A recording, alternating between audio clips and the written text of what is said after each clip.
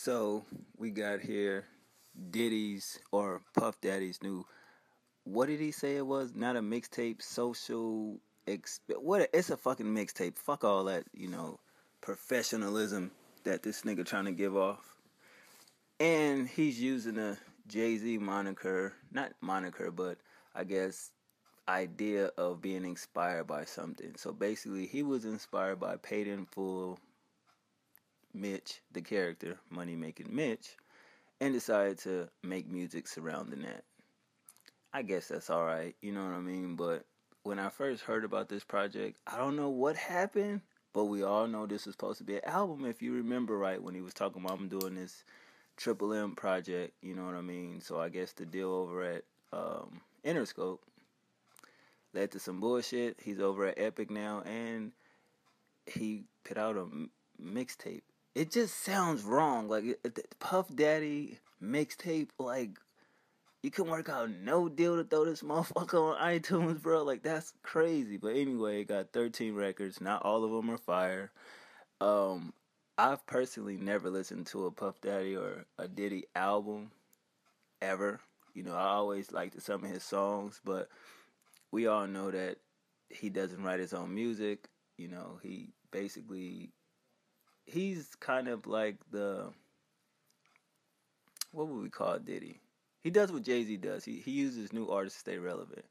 You know what I mean? On this one, you got people like Jizzle, 7th Streeter, Jadakiss, Styles P, Pusha T, Tish, Lil' Kim, King Los, French Montana, Wiz Khalifa, Big Sean, Travis Scott, Ty Dolla $ign, Brucey B, shout out to him, of course. And that's pretty much it.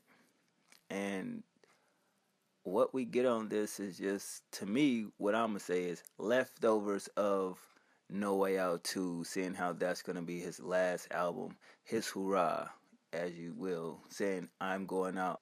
He's saying going out on top, I guess. But, yeah. So, basically, you got just some music on here. Some of it's good, some of it's bad, but throughout the project, you get the whole, paid in full clips, certain clips about, Money Mitch. And I thought that was pretty dope.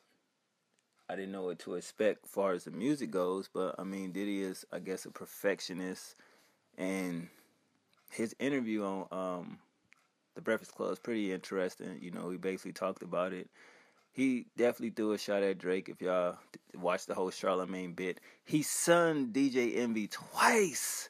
Like, nigga, that was classic. Like, I swear to God, that shit was funny as a motherfucker. And this morning I was like looking for this shit, like, well, where the fuck is it at? I go to iTunes, it's not there.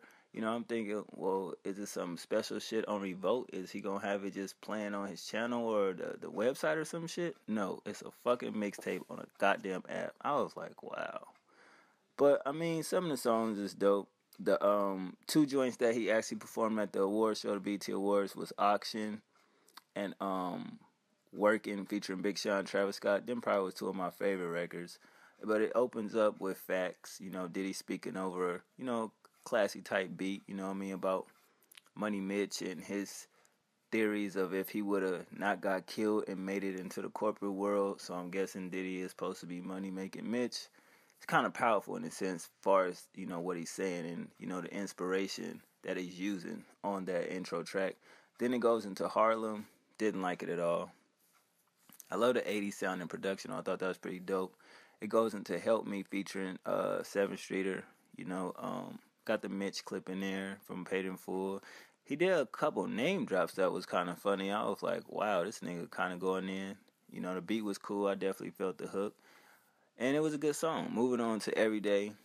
Another Paid in Full clip. You got Jada, Styles, and Pusha T on there. The hook was horrible. You know what I mean? The beat was good. And verses was straight. Nothing you did too special, you know what I mean? Just every day doing what you're doing, keep it pushing.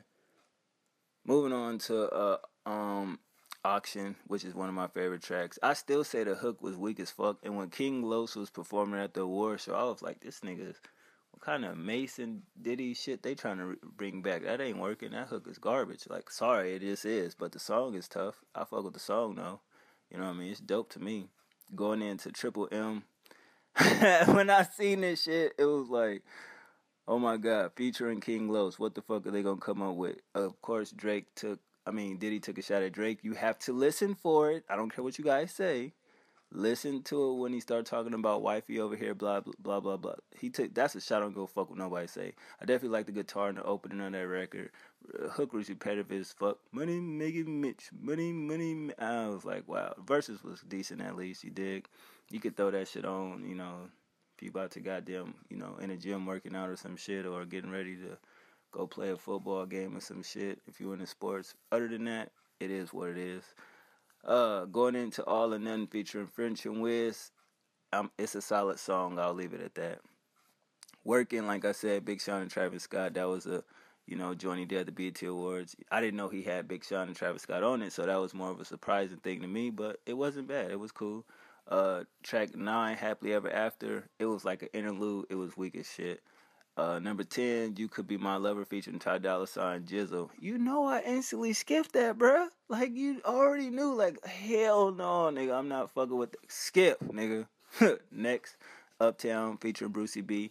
That's just him doing his, the classic vibe of the 80s. You know how in Paid in Full, Brucey B was like, shout out to my man Mitch, and he tried to recreate that, you know what I mean? And that was pretty dope.